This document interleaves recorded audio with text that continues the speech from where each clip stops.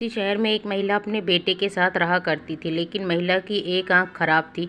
इस वजह से वह अच्छी नहीं दिखती थी। उसका पति भी एक्सीडेंट में मर गया था।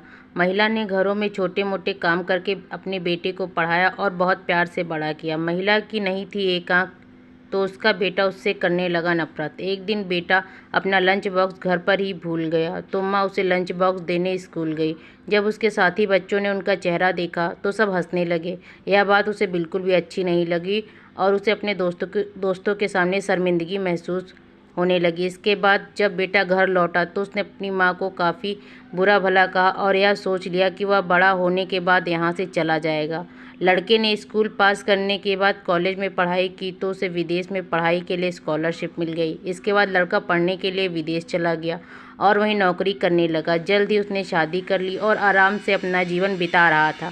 लेकिन उसने अपनी माँ के बारे में कभी नहीं सोचा। जब भी उसकी माँ फ़ोन करती तो वह उनसे ढंग से बात भी नहीं करता। लेकिन कुछ दिनों बाद उसकी माँ का देहांत हो गया। इसके बाद बेटे को माँ का अंतिम संस्कार करने आना पड़ा। जब वह माँ का अंतिम संस्कार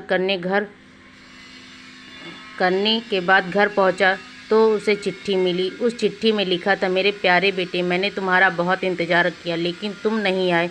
मुझे पता है कि तुम्हें मेरी वजह से शर्मिंदगी महसूस होती थी, लेकिन आज मैं तुम्हें एक ऐसी बात बताने जा रही हूँ जो तुम्हें नहीं पता। जब तुम छोटे थे तुम्हारे पिताजी हमें घुमाने के लिए ले गए थे। उसी समय तुम्हारे पिताजी का एक्सीडेंट में मौत हो गई और तुम्हारी एक आंख की रोशनी चली गई। मैं तो अपना जीवन बिता चुकी थी, लेकिन तुम्हारे सामने तुम्हारी पूरी ज़िंदगी पड़ी थी, इसलिए मैंने अपनी एक आंख तुम्हें दे दी। और माँ की इस बात को पढ़ते ही बेटे की आंखों में आंसू आ गए और उसे अपने किए पर बहुत पछतावा हुआ। लेकिन उसके बाद उसके पास रोने के अलावा कोई विकल्प नहीं बचा था।